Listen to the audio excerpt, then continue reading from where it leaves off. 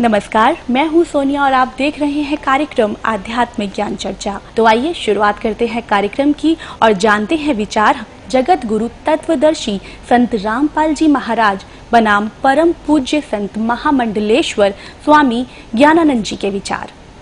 महाराज जी, आपका इष्ट देव कौन है? हमारे इष्ट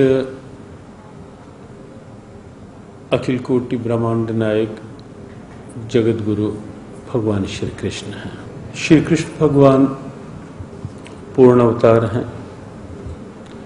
कृष्णस्तु भगवान स्वयं।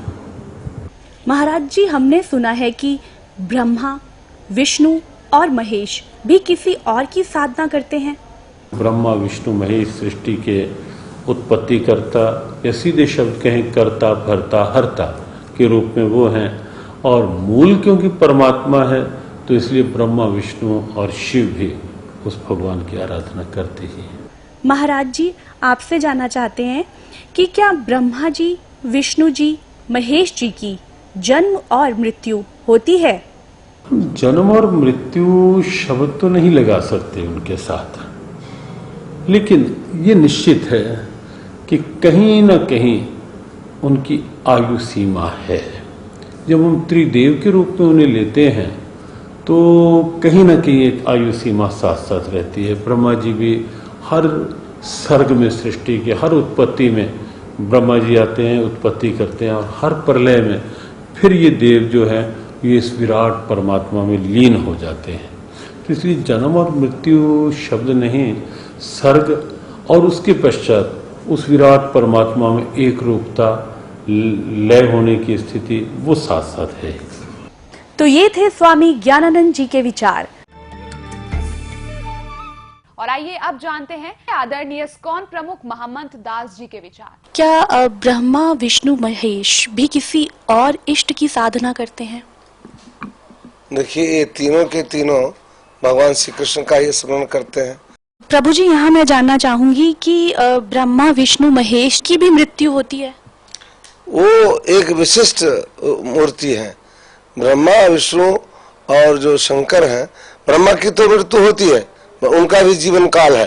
तो कहने का तात्पर्य ये है कि भगवान चाहे ब्रह्मा हो, विष्णु हो, महेश हो, इनकी भी मृत्यु संभव है? नहीं, विष्णु की मृत्यु नहीं होती है और शंकर भी अमर है। ब्रह्मा, इन तीनों गुणों में जो ब्रह्मा का रिप्रेजेंटेशन है, शास्त्रों के आधार पर यह निश्चित किया गया है कि उनका समय निश्चित है। प्रभु जी, आपसे जानना चाहेंगे कि गीता जी के 18वें अध्याय के 62वें श्लोक में गीता बोलने वाला भगवान अर्जुन को पूर्ण मोक्ष प्राप्ति के लिए अपने से किस अन्य भगवान की शरण में जाने को कह रहा है? वह परमेश्वर कौन है? कृष्ण के अतिरिक्त तो कोई भगवान ही नहीं है। वो कह रहे हैं कि हृदय देशे अर्जुन तिष्ठति, ओ ईश्वर, ओ परमेश्वर, ओ श्री कृष्ण, ओ मैं तुम्हारे हृदय में विराजमान हूँ। कहाँ भटकता है, कहाँ देखेगा? कृष्ण के अतिरिक्त कोई भगवान ही नहीं है। ये थे आदरणीय इस्कॉन प्रमुख महंत दास जी के विचार। और आइए अब जानते हैं जगत गुरु तत्वदर्शी संत रामपाल जी महाराज के विचार। दंडवतम गोविंद गुरु बंधु अविजन सोए, पहले भये प्रणाम तिन नमो जो आगे होए। ये कृष्ण भगत, ये गुरु नकली कृष्ण जी के उपासक भ्रमित कर रहे हैं समाज को। कहते हैं कृष्ण ही तत्व है, श्री कृष्ण ही सब कुछ है, ये परम तत्व है, अविनाशी तत्व है। और फिर उसे प्रश्न किया, क्या ब्रह्मा, विष्णु, महेश नासवान है? कहाँ ब्रह्मा, विष्णु, महेश का जन्म मृत्यु तो नहीं कह सकते। सर्ग के बाद फिर उनका पूर्ण परमात्मा विलीन हो जाते हैं और फिर सर्ग के बाद वापस आ जाते हैं। फिर प्रश्न किया कि ब्रह्मा, विष्णु, महेश किसकी साधना करते हैं? कहते उस पूर्ण परमात्मा की साधना करते हैं। अरे विष्णु जो पूर्ण परमात्मा की साधना करते हैं तो फिर अखिल ब्रह्मांड का नायक क्यों हो गया यू? और यहाँ चौथे अध्याय के 34वें श्लोक में जो एंड वेंड कर रहे हैं, बुआ बाई बक रहे हैं कि कृष्ण ही तत्व है, तत्व ही परमात्मा है, कृष्ण ही अविनाशी है, तत्व ही अविनाशी है। परमात्मा कहते हैं सटदल उआ बाई बकदा, ये उआ बाई बकते, इनको कोई ज्ञान नहीं है, भ्रमित करें, पूरे मानव समाज को बर्बाद करें। तो पुण्यात्माओं, इस प्रकार हमने परमात्मा सच्चिदानंद घन ब्रह्म की वाणी को जो उन्होंने स्वयं आकर के कबीर देव रूप में, धानक कबीर रूप में, जुल्हा कबीर रूप में बनारस में बोली, धर्मदास साहेब जी ने, उनकी प्यारी आत्मा ने, जिनको परमात्मा मिले थे, उन्होंने लिपिबद्ध किया।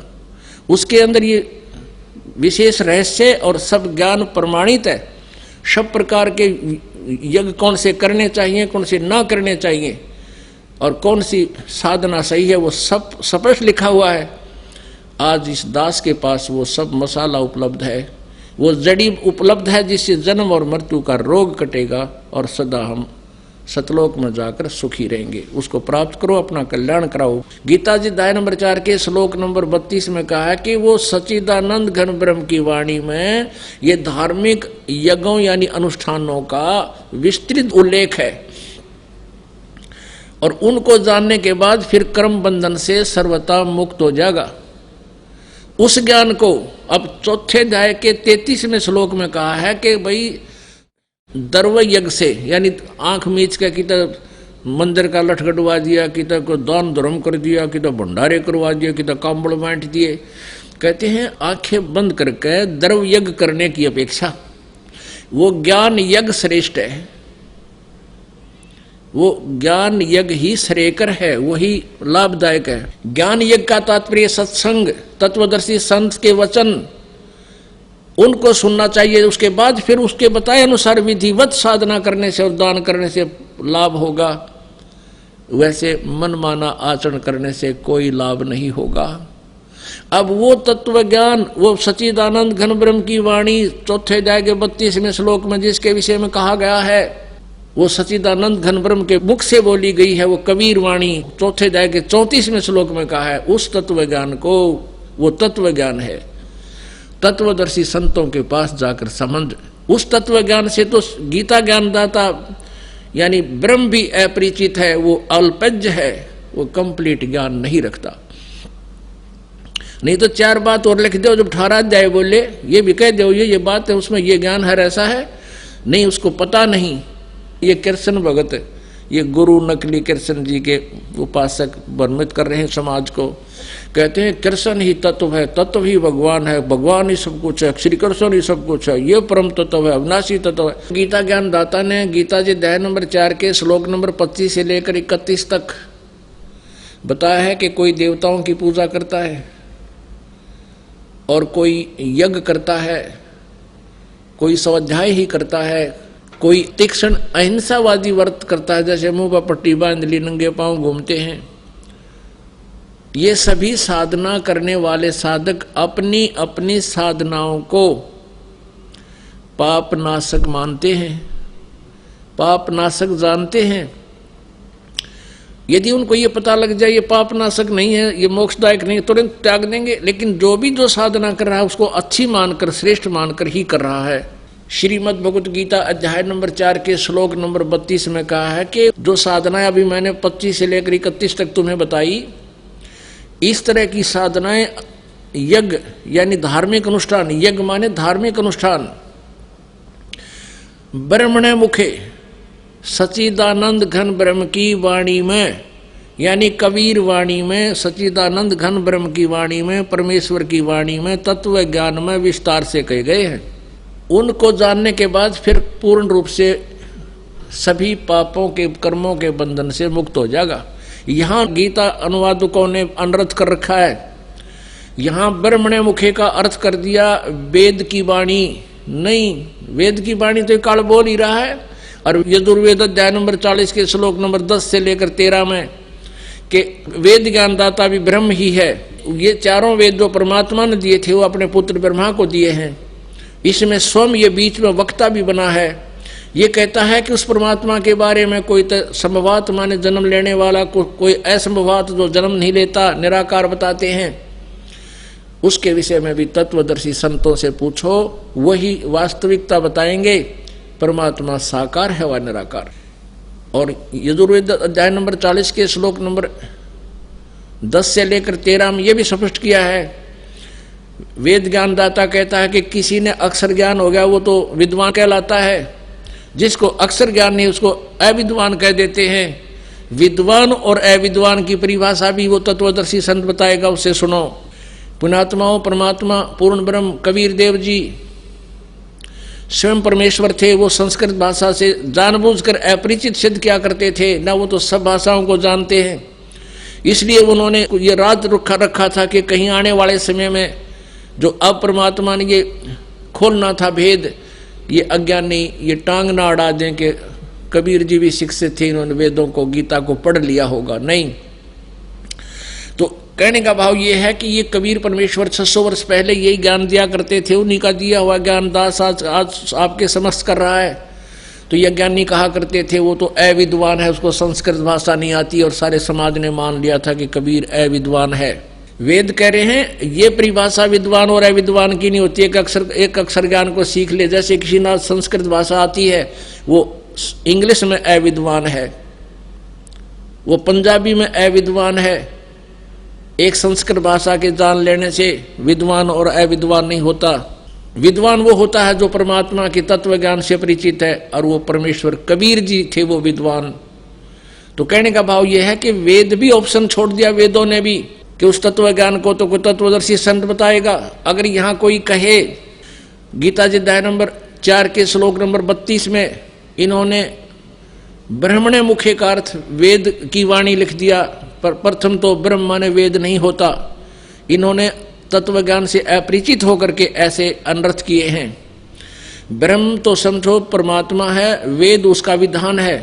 राजा का अर्थ विधान संविधान नहीं किया जा सकता।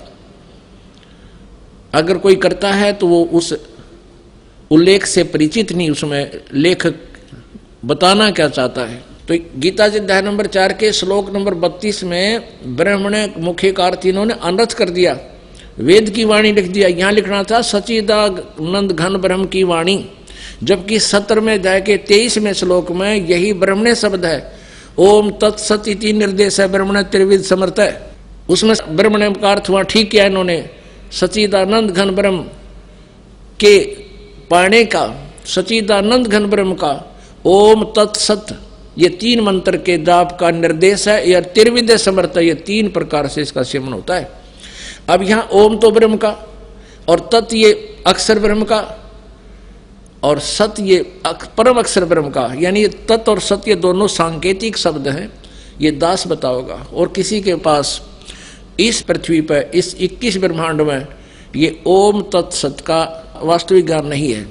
ओम तो सीधा ब्रह्म का, तत् ये पर ब्रह्म का, इसको अक्षर पुरुष भी कहते हैं। गीता जी अध्याय नंबर 15 के श्लोक नंबर 16 में क्षर पुरुष और अक्षर पुरुष ये 2 भगवान बताए हैं। और 17वें में कहा कि इन दोनों से अन्य कोई श्रेष्ठ परमात्मा है, वही वास्तव में अविनाशी है, वही पूर्ण परमात्मा है, वो सबका धारण पोषण वही करता है, सबका मालिक, कुल का वो मूल रूप परमात्मा वही है, वो परम अक्षर ब्रह्म है।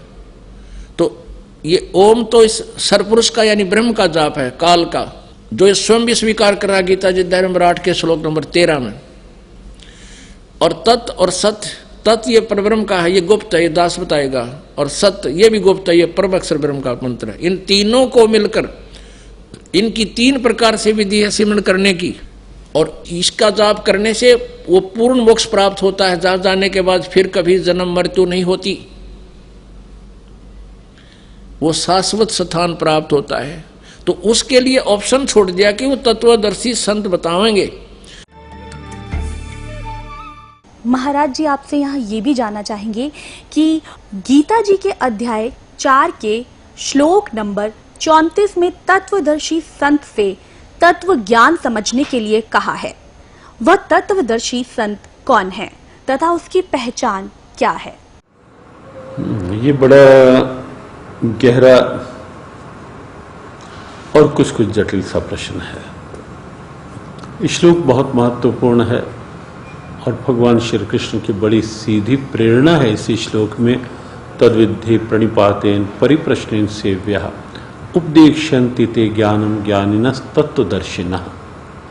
भगवान ने कहा उस ज्ञान की प्राप्ति के लिए तो तत्वदर्शी महापुरुष का आश्रय ले। एक बात तो ये है कि भगवान कृष्ण सर्वज्ञान संपन्न है।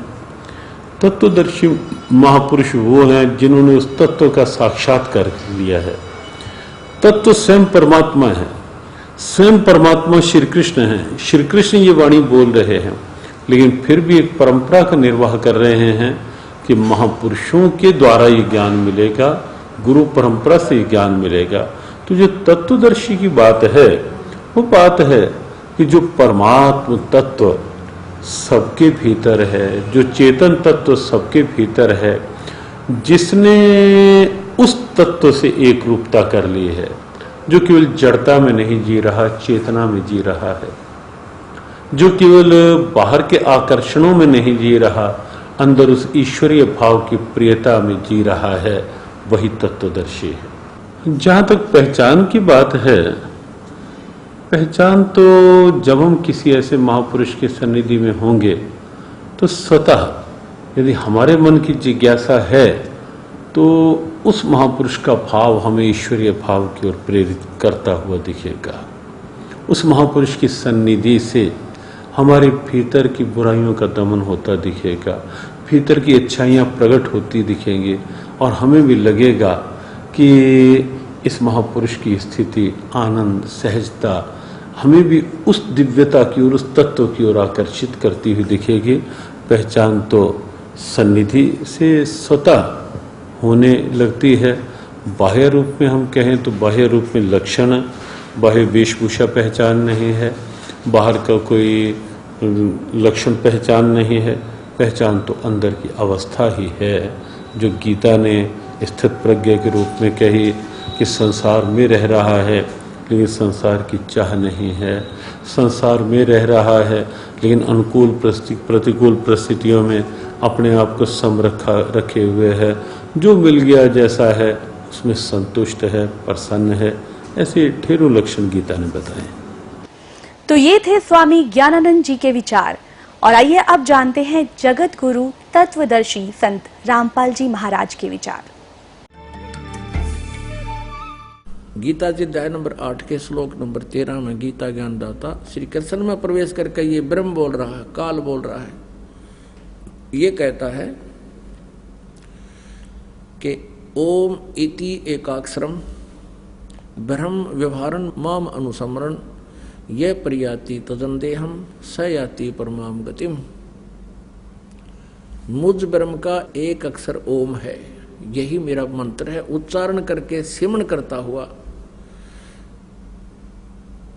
ये प्रयाति तदंदेहम, जो शरीर छोड़कर जाता है, स याति परमाम गतिम, यानी वह ओम से मिलने वाले उस गति को प्राप्त होगा जो ओम के जाप से जो परम गति होती है, यानी ब्रह्मलोक प्राप्ति होती है, उसको प्राप्त होगा। और गीता जी अध्याय नंबर 8 के श्लोक नंबर 16 में स्पष्ट किया है कि ब्रह्मलोक पर्यंत भी ये सभी प्राणी पुनरावर्ती में हैं। वहां गए प्राणी भी जन्म मृत्यु में आते हैं, पुनः अक्षीण होते ही फिर पृथ्वी लोक पर आते हैं। तो ये भी मोक्ष नहीं हुआ, परम कल्याण नहीं हुआ। गीता ज्ञानदाता ब्रह्म स्वयं कह रहा है चौथे अध्याय के 5वें और 9वें श्लोक में, दूसरे अध्याय के 12 श्लोक में गीता जी में कि अर्जुन तेरे और मेरे बहुत जन्म हो चुके, तू नहीं जानता मैं जानता हूं। मेरे जन्म और कर्म अलौकिक हैं। इसलिए कहा कि अर्जुन 18वें अध्याय के 62वें श्लोक में तू सर्वभाव से उस परमेश्वर की शरण में जा जिसकी कृपा से तू परम शांति और सनातन परम धाम को प्राप्त होगा। उस परमात्मा के बारे में, तत्ब्रह्म के बारे में बहुत जगह प्रमाण दिए हैं। दूसरे अध्याय के 17वें श्लोक में गीता जी में कहा कि अविनाशी तो उसको जान जिसको मारने में कोई समर्थ नहीं है। और दूसरे अध्याय के 12वें श्लोक में स्वयं अपने आप को नाशवान बता रहे हैं। तो कोई और प्रभु है जो ब्रह्म बता रहा है कि उसकी पूजा करनी चाहिए, और उसका मंत्र जो है वो तत्वदर्शी संत बताएगा। चौथे अध्याय के 34वें श्लोक में कहा है कि मैं नहीं जानता।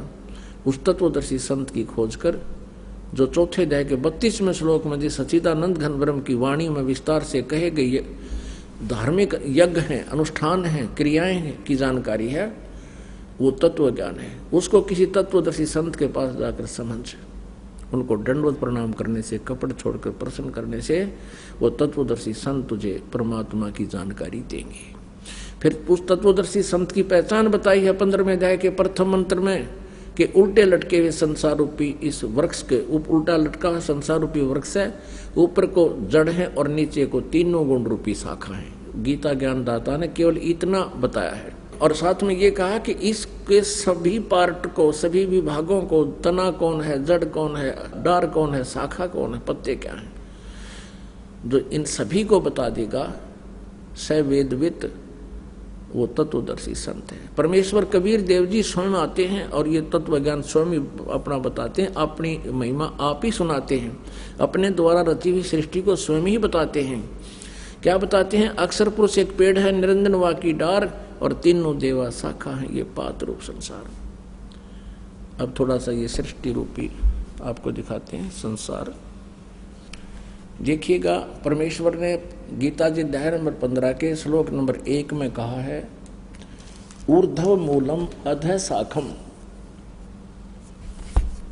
ऊर्ध्व मूलम अधः शाखम अश्वत्थम प्राहु अव्यम। ये देखिएगा, ये श्रीमद् भगवत गीता, जयदयाल गोविंद का इसके अनुवादक है। अथ पंच 10 अध्याय, ये 15वां अध्याय, प्रथम श्लोक। ऊर्ध्व मूलम अधः शाखम अश्वत्थम प्राहु अव्यम छंदासी यस्य पर्णानि ये तम वेद स वेदवित।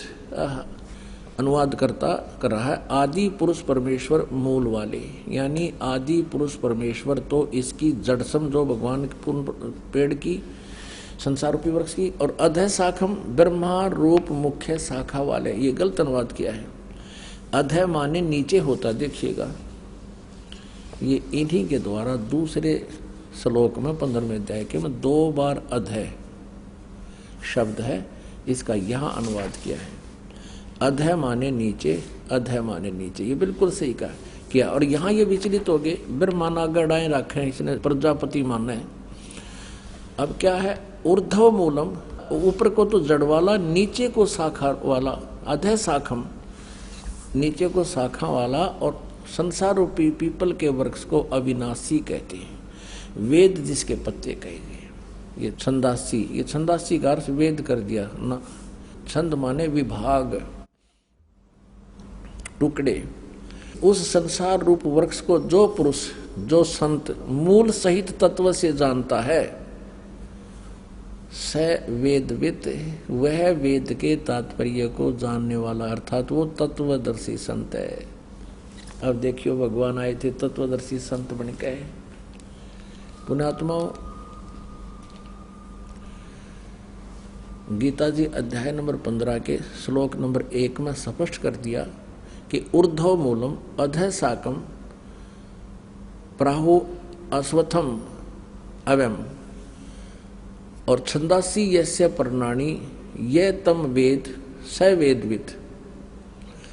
अब क्या बताया है कि उस संसार रूपी वृक्ष के ऊपर न तो जड़ तो मूल मालिक है, कुल परमात्मा समझो, जिससे सारे ब्रह्मांडों को आहार मिलता है, वो सबका धारण पोषण करता है, वो परमात्मा तो समझो संसार रूपी वृक्ष की जड़ है। और नीचे को तीनों गुण, रजगुण ब्रह्मा, सतगुण विष्णु, तमगुण शिव जी रूपी शाखाएं हैं।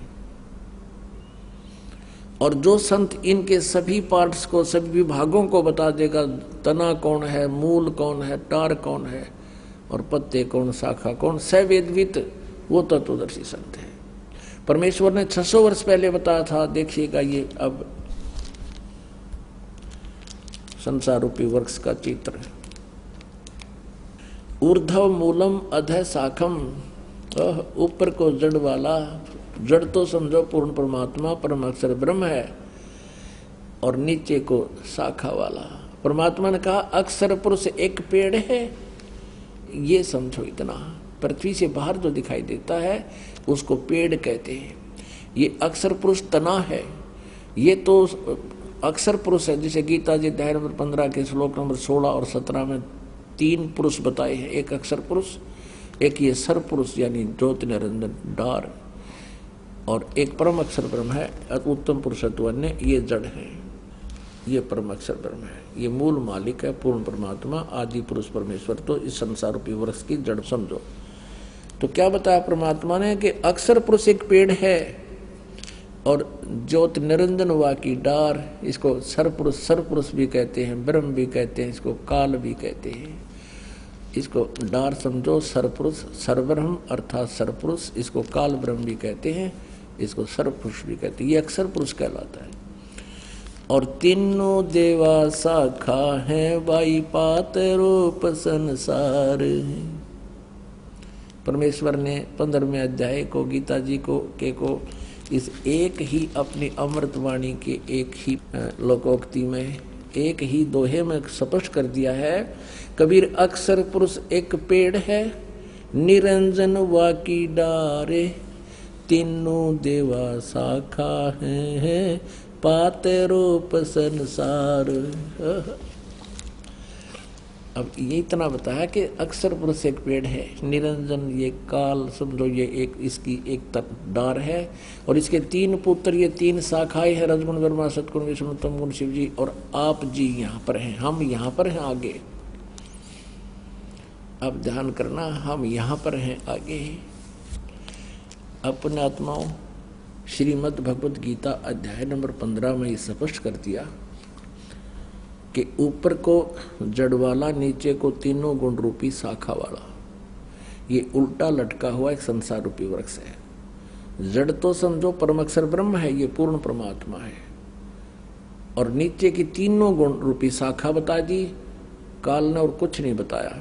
ऊपर न जड़ है ऊर्ध्वमूलम, और नीचे को तीनों गुण रूपी शाखा है। ये देखिएगा, यही श्रीमद् भगवत गीता, फिर देखिएगा। ये आप पढ़ रहे हैं, अभी आपने 15वें अध्याय का प्रथम मंत्र पढ़ लिया।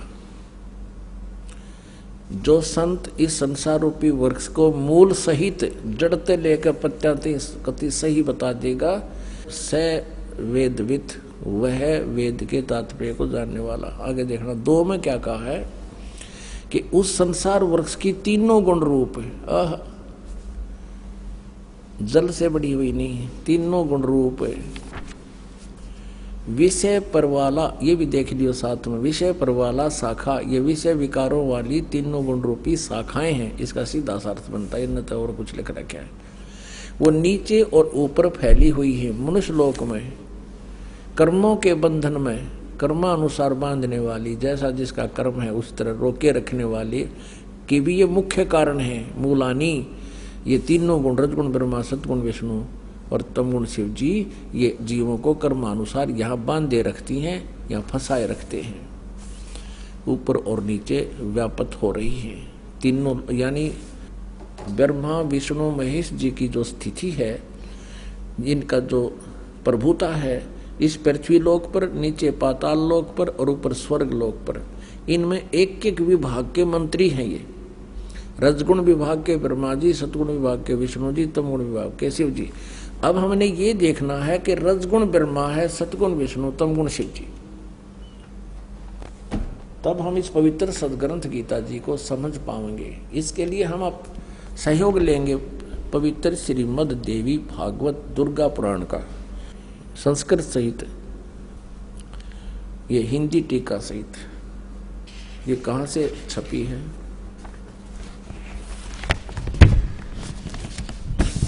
अथ देवी भागवतम सभाष्टीकम सहमात्यम, खेमराज श्रीकृष्ण दास प्रकाशन, बंबई से। हम आते हैं तीसरे स्कंद में। ये है अथ श्रीमद् देवी भागवते भाषा टीका युक्ते, तृतीय स्कंद है प्रारंभते। अब आज के यहाँ पर अब इसके 5वें अध्याय में 11 पृष्ठ पे तृतीय स्कंद अध्याय 5 के और 8वें मंत्र को पढ़ेंगे। 7वां यहाँ समाप्त हुआ, 8वां है ये स्टार्ट हुआ।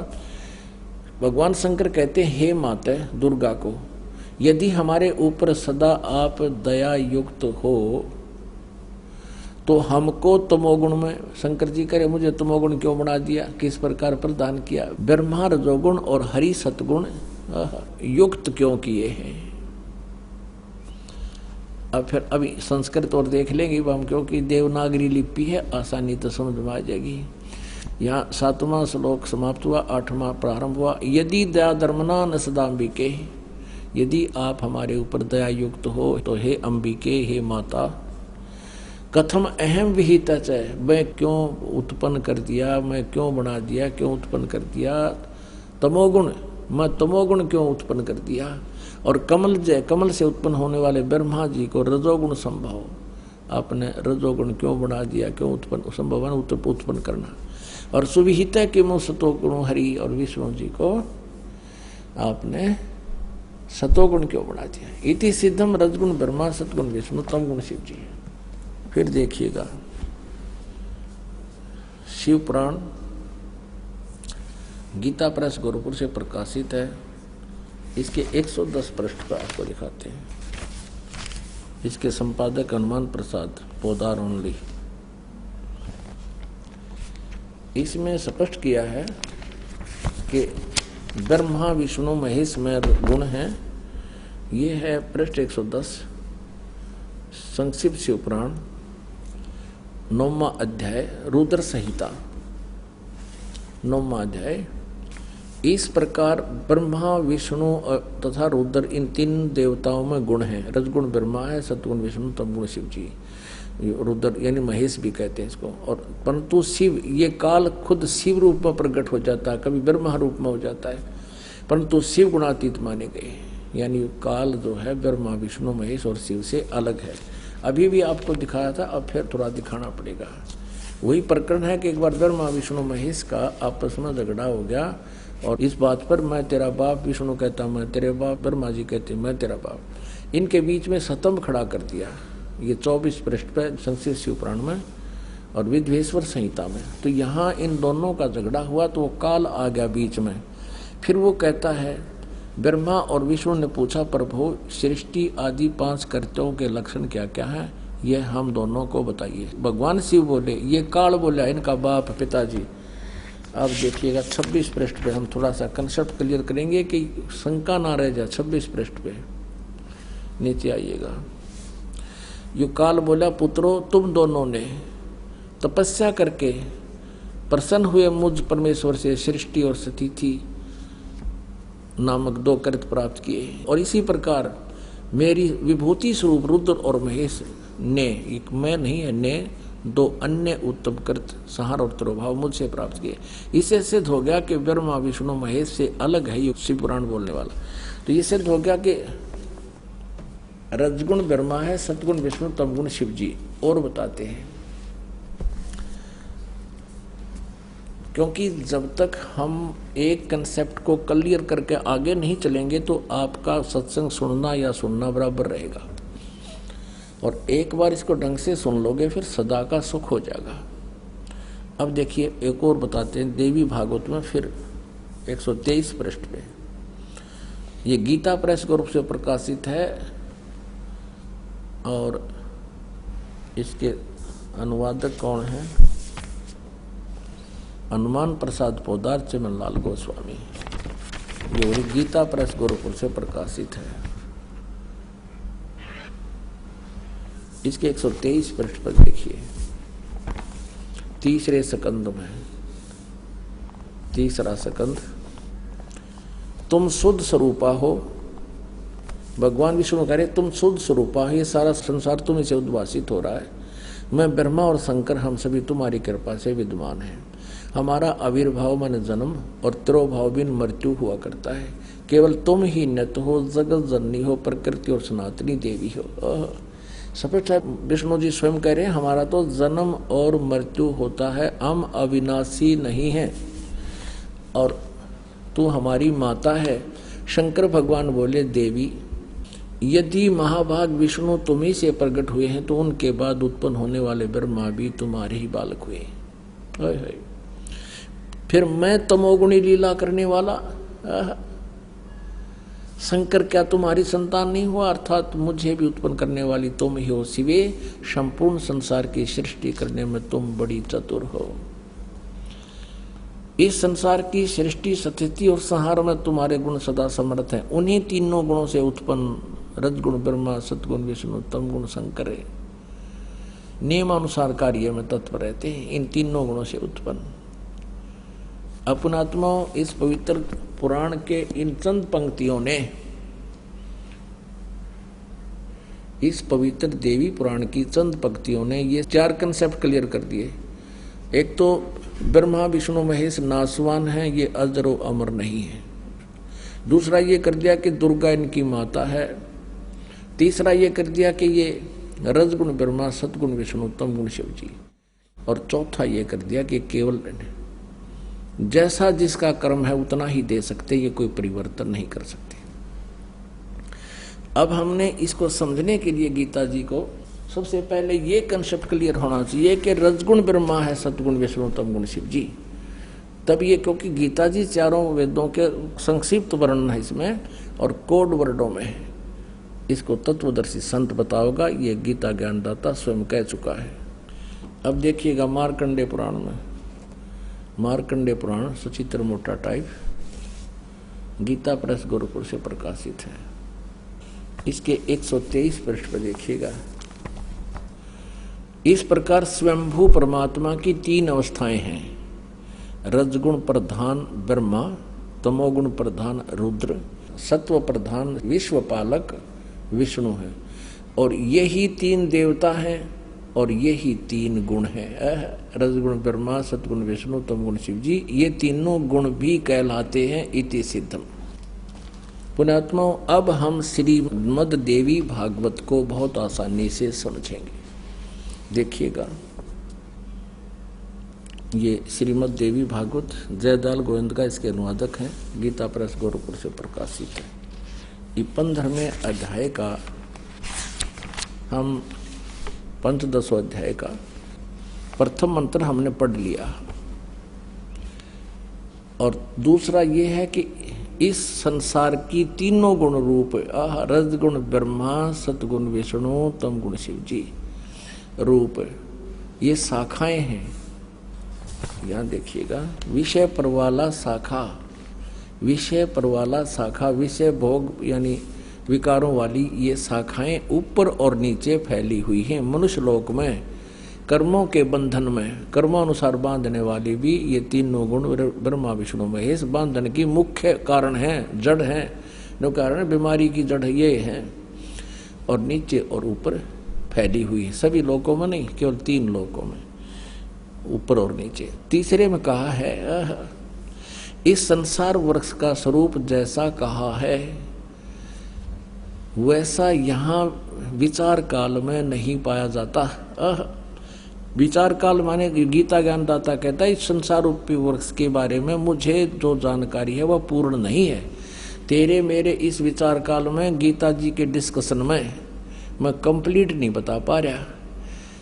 इस संसार रूपी वृक्ष का स्वरूप अर्थात ब्रह्मांड की सृष्टि रचना के बारे में जैसा कहा है वैसा यहाँ विचार काल में यानी गीता जी के ज्ञान में नहीं पाया जाता, क्योंकि न तो इसका आदि है, मुझे इसका आदि और अंत का पता नहीं है, और न इसकी अच्छी तरह प्रकाशित थी है, क्योंकि मैं नहीं जानता। इसलिए इस सुविरुद्ध मूलम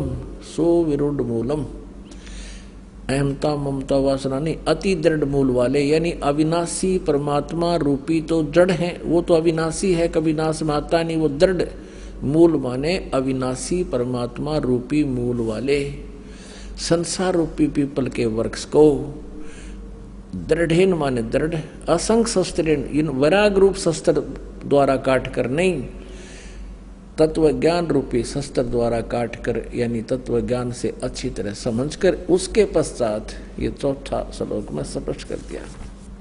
उसके पश्चात उस परम पद रूप परमेश्वर को भली भांति खोजना चाहिए, जिसमें गए हुए पुरुष यानी साधक फिर लौटकर संसार में कभी नहीं आते, और जिस परमेश्वर से इस पुरातन संसार वृक्ष की प्रवृत्ति विस्तार को प्राप्त हुई है, जिसने सारे ब्रह्मांडों की रचना की है जिस भगवान ने, और उसी आदि पुरुष नारायण के मैं शरण हूँ, इस प्रकार दृढ़ निश्चय करके उसी परमेश्वर का मनन और निधि ध्यान करना चाहिए। यानी पद माने पूजा कर, गीता ज्ञानदाता कहता उसी की पूजा करनी चाहिए, जहां जाने के बाद फिर लौटकर संसार में कभी नहीं आते। पुण्यात्माओं, प्रसंग चला था कि सतयुग के ब्राह्मणों ने कह का भी नहीं बेरा, और ये कलयुग के तो बताए रखे हैं, आपने पढ़ लिया बार बार, कहता भी शोभा ना देता। और सतयुग के ब्राह्मणों की ये स्थिति है कि वो दुर्गा की पूजा करते थे, वेद के पूर्ण विद्वान माने जाते थे। ओए होए, दुर्गा कहती है नहीं, मेरी पूजा भी छोड़ दो, ब्रह्म की साधना करो। उसका ओम नाम है, ब्रह्मलोक में रहता है, वहां चले जाओगे। और ब्रह्म कहता है कि नहीं, मैं भी नासवान हूं, मेरे भी जन्म मृत्यु होते हैं और तेरे भी जन्म मृत्यु होते हैं। 15वें अध्याय का 1 से लेकर 4 में स्पष्ट कर दिया कि तू तत्वदर्शी संत से ये ज्ञान प्राप्त करके और फिर उसके पश्चात परमेश्वर के उस परम पद की खोज करनी चाहिए, जहां जाने के बाद फिर कभी जन्म मृत्यु नहीं होती। अब देखो गीता जी अध्याय नंबर 4 का श्लोक नंबर 5 और 9 दिखाते हैं आपको। अध्याय नंबर 4 और ये श्लोक नंबर 5 यहाँ पर है। इसका अनुवाद यहाँ किया है। हे प्रणतम अर्जुन, मेरे और तेरे बहुत जन्म हो चुके हैं। हे प्रणतम अर्जुन, मेरे और तेरे बहुत से जन्म हो चुके हैं, उन सबको तू नहीं जानता, मैं जानता हूँ। अब 9 में, ये चौथे जाएगा 9वां। हे अर्जुन, मेरे जन्म और कर्म दिव्य अर्थात अलौकिक हैं। अध्याय नंबर 2 का श्रीमद् भगवद गीता और 12 श्लोक है। न तो ऐसा ही है कि मैं किसी काल में नहीं था, अथवा तू नहीं था, अथवा ये राजा लोग नहीं थे, और न ऐसा ही है कि इससे आगे हम सब नहीं रहेंगे। स्पष्ट हो गया। ये गीता ज्ञानदाता कहता है कि हम पहले भी थे, ना सोचा पहले ना थे, आगे ना होंगे, आगे भी होंगे, जन्म मृत्यु तुम्हारे होते रहेंगे। अब 17वें श्लोक में, दूसरे अध्याय का 17वां श्लोक देखिएगा। इसमें कहा कि नाश रहित तो उसको जान, जिससे ये संपूर्ण जगत दृश्य वर्ग व्याप्त है, इस अविनाशी का विनाश करने में कोई भी समर्थ नहीं है। और 18वें अध्याय के 62वें श्लोक में इसीलिए कहा कि अर्जुन तू सर्वभाव से उस परमेश्वर की शरण में जा। 18वां का है 62वें श्लोक में, हे अर्जुन सब प्रकार से उस परमेश्वर की शरण में जा। सब प्रकार माने सबकी पूजाएं त्याग कर उसकी शरण में जा। उस परमात्मा की कृपा से ही तू परम शांति को तथा सनातन परम धाम को प्राप्त होगा, फिर तेरी जन्म मृत्यु नहीं होगी। पुण्यात्मा, कुछ भक्त जन ये समझते हैं कि संत रामपाल जो है ब्रह्मा विष्णु महेश की जो है ना आलोचना करता है। नहीं, और ये भी कहते हैं कि ब्रह्मा विष्णु महेश जी की पूजाएं छुड़वाता है। पुण्यात्मा, ना तो कुछ छोड़ना है, हमने अपनी साधना को शास्त्र अनुकूल करना है, जो हमारे सदग्रंथों में लिखा, जिससे हमें लाभ होगा। जैसे संसार रूपी एक वृक्ष है, अभी आपने देखा, और पुण्यात्मा आप जी ने कोई आम का पेड़ बोना है, आप जी ने कोई भक्ति कर्म करना है, आम का पौधा बीजना है, तो कैसे बीजोगे? उसको जड़ की तरफ से गमले में तो पौधा बनाओगे और फिर मिट्टी में भी गड्ढा खोद कर जड़ की तरफ से लगाओगे, और फिर जड़ की सिंचाई करोगे, मूल की, जड़ों की। तो जड़ की यानी मूल की सिंचाई करने से संसार रूपी ये पौधा बड़ा होगा और फिर टहनिया के फल होंगे, लगेंगे। परमात्मा कहते हैं अक्षर पुरुष एक पेड़ है, निरंजन वा की डार, और तीनों देवा शाखा हैं, ये पात रूप संसार। अब देखिएगा, सीधा बीजा हुआ लगाया हुआ भक्ति रूपी पौधा, ये है एक पौधे को बीजने का प्रॉपर वे, सुचारू विधि ये है। नीचे को जड़ है, जड़ को मिट्टी में या गमले में पौधा बनाया है, फिर इसको गड्ढा खोद कर मिट्टी में डाला जाए और फिर जड़ की पूजा करे। फिर इससे क्या होगा कि ये सब टहनियां बढ़ जाएंगी, ये देवता। आहा। और हम क्या कर रहे हैं, हम उल्टा कर रहे हैं। हमने ब्रह्मा विष्णु महेश यानी टहनियों की तब पूजा शुरू कर दी और जड़ की पूजा छोड़ दी। हमने साधना शास्त्र विरुद्ध शुरू कर रखी है। और परमात्मा यही कहा करते, ये दास भी यही कहता है, परमेश्वर कहा करते थे कि इसको ऐसे कर लो। एक कै साध्य सब सदे है, सब साध्य सब जावे। सब साधन थे सारा नष्ट हो गए थे, पौधा उगना ही नहीं, लगना ही नहीं। एक कै साध्य सब सदे, एक की साधना करने से सारा पौधा प्रफुल्लित हो जाएगा। और सब साध्य सब जावे, माली यानी समझदार व्यक्ति जो सही प्रोसीजर से परिचित है। माली सिंचे मूल को हो, वो फल फूल गोए। कितने सिंपल वे में बताया परमात्मा ने कि एक के साथ सब सद है, यानी पूरा काम हो जाएगा एक मूल भगवान की पूजा करने से।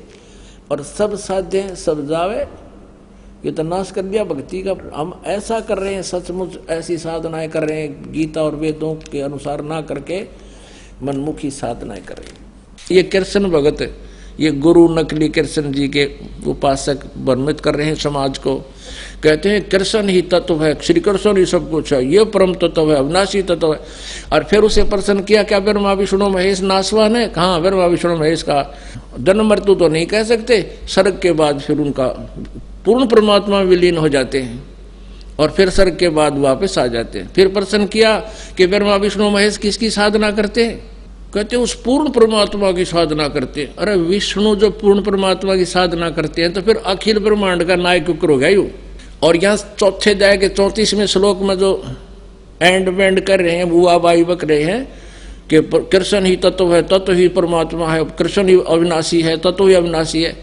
परमात्मा कहते हैं सटदल उआ बाई बकदा, ये उआ बाई बकते इनको कोई ज्ञान नहीं है, भ्रमित करें, पूरे मानव समाज को बर्बाद करें। निरंजन धन तेरा दरबार, निरंजन धन तेरा दरबार, जहाँ पर तनिक ना न्याय विचार। वैसा उड़ मुल मुल खासा, गल मोतियों के आर। वैसा उड़ मुल मुल खासा, गल मोतियों के आर। पतिव्रता को मिले न खादी, ये सूखा नरस आहार। निरंजन धन तेरा दरबार, निरंजन धन तेरा दरबार, जहाँ पर तनिक ना न्याय विचार। पाखंडी की पूजा जग में, संत को कहें लबाड़। पाखंडी की पूजा जग में, संत को कहें लबाड़।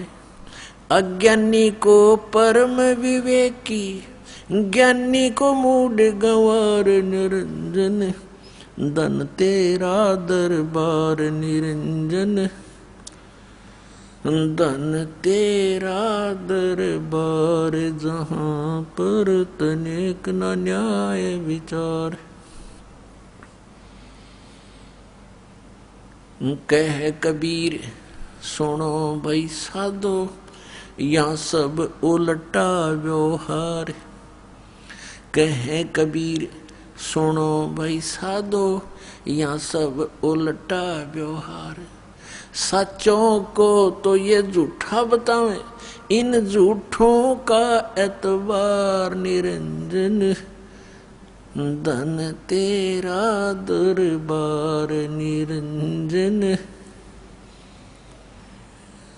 धन तेरा दरबार, जहाँ पर तनिक ना न्याय विचार।